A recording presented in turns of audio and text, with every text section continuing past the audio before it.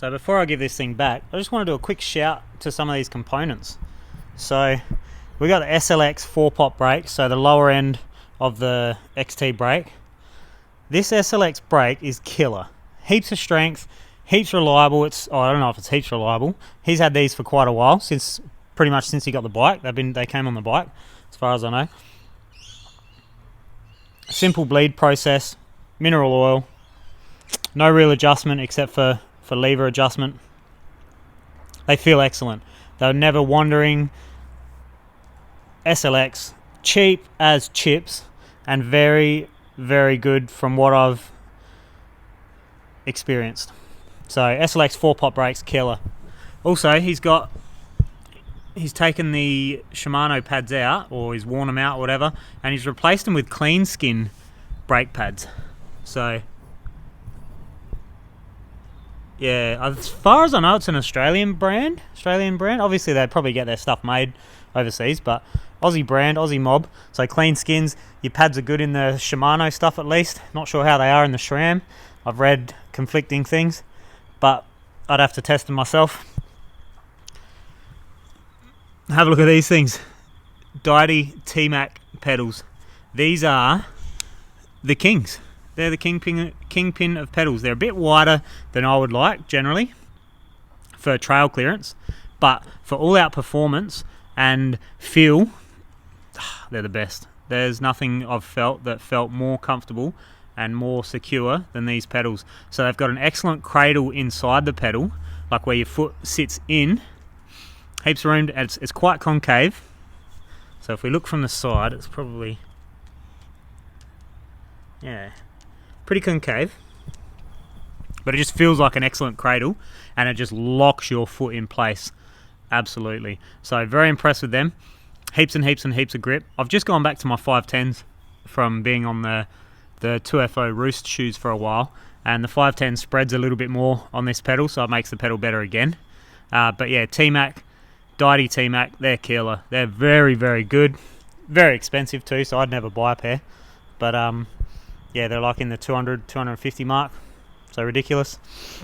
Shimano XT derailleur. I snapped this clean off the other day. Snapped the hanger clean off. And somehow it's still crisp. I put a fresh hanger on there. Indexed the gears, made sure everything was good.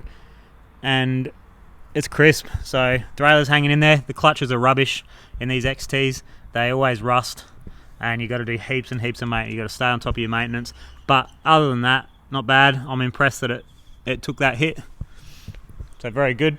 This saddle, cheap pro saddle. Not sure how much he paid for it, but it's quite short. So if you look at it in the scale of on the bike, it's quite a small saddle, quite a short saddle, but it's got good width. Got a nice width, and it feels good. It feels comfortable. Easy to climb on. It had the Merida, it came with a standard Merida seat, which had a little tool underneath it. But it wasn't very comfortable. This thing's way more comfortable, and it's short, so it doesn't get in your way. Tapered on the ends, so your legs shouldn't catch on it. Pro saddle. Yeah, so this is the Pro Stealth Off-Road. Killer saddle. Nukeproof wheels. He's got the Nukeproof Horizon wheels. Front one, still running true. Now the bearings on these things, let me turn this bike upside down, show you. So just look at that, it's just sitting, and it's just kind of penduluming under its own weight with a little bit of the goo and probably it's probably just the goo that's making it go back and forth. But you can see that's the same as my Bontrager wheels were. The Bontrager hubs are just very, very, very low resistance. It's killer. What do you think of the wheels, Sev? Pretty good? Yeah, he's frothing. And the back one's got excellent engagement. Give it a spin. I think it's 72 or something, or 78 points of engagement. Might be more. It seems like it's a fair bit. It's definitely higher than the 54 that is on my bike, which I'm about to put a 108 in there. So shout out to Ross for hooking me up with the 108. Points of engagement. Free hub body, which is just a few extra pulls. 3 extra pulls.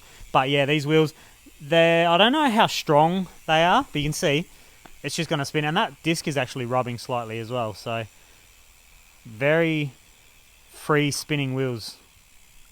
Hubs are good. The rims themselves, I'm not sure how strong they are. There's a dent there. So I'd say they're not super strong.